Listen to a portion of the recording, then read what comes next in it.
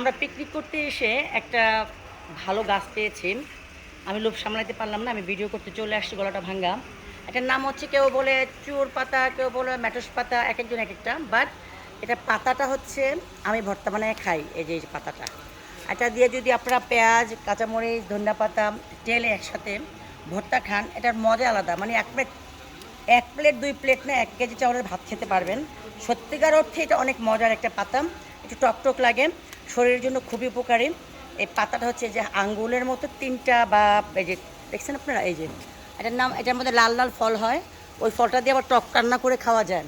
আমার আম্মা খায়, আমার আম্মা খুব পছন্দ করে। আম্মা থেকে আমি শিখেছি, আমার থেকে আমার বড় মেয়ে শিখেছেন। ইভেন দো আমার কাজের যে মেয়েগুলি আছে তারাও খুব খায়। মানে এটা এত মজার একটা ভর্তাটা যখন মাখবেন ভাতের সাথে, ভাতটা কালো কালো হয়ে যায়, খাইতে অনেক মজা লাগে। আপনি আঙ্গুল চুষে চুষে খাবেন, খুবই মজা।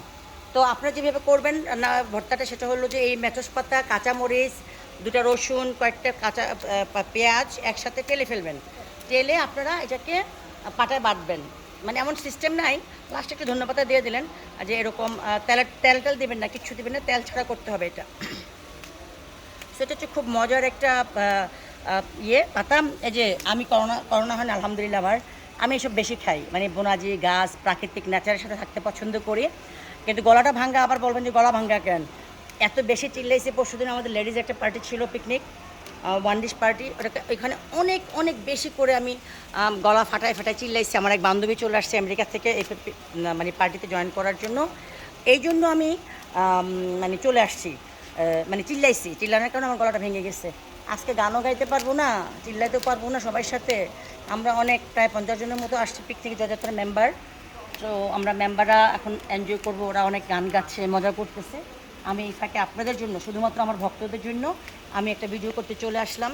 কারণ আমার এই ভিডিও ইউটিউব যায়, ফেসবুকে যায়, তারপরে পেজে যায়, আইডিতে যায়, আর টিকটকে যায়। আমার সিস্টারের নামে একটা পেজ আছে, সেই পেজে যায়। সো ফলোয়ার ভক্ত তো অনেক আছে, সবার জন্য করেছি।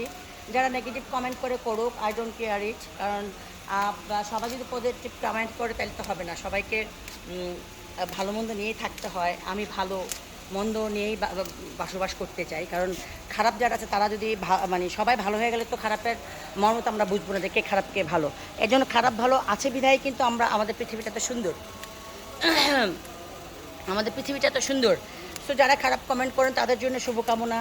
যারা আই লাভ ইউ লেখেন তাদের জন্য আই লাভ ইউ। যারা খারাপ কমেন্ট করেন তাদেরকে আল্লাহ পাক হেদায়েত দান করুক। সব মিলিয়ে আসলে আমাদের এই পৃথিবী সুন্দর পৃথিবী। আল্লাহ পাক যদি খারাপ না দিত, যেমন ফেরেশতা দিয়েছে, সাথে শয়তানও দিয়েছে। কেন দিয়েছে তো আপনাকে বুঝতে হবে। কেন শয়তান দিয়েছে, কেন ভালো মানুষ দিয়েছে, কেন ফেরেশতা দিয়েছে। তো ফেরেশতা আছে এই জন্য শয়তান আছে, ভালো মানুষ আছে এই জন্য খারাপ মানুষ আছে। সো খারাপ ভালো মিলে আমাদের এই পৃথিবী সৃষ্টি করেছে আল্লাহ পাক। তো আমরা ভালো মন্দ নিয়েই থাকতে চাই, ভালো মন্দ নিয়েই বসবাস করতে চাই, ভালো মন্দ খেয়েই বাঁচতে চাই। তো সকলে ভালো থাকবেন।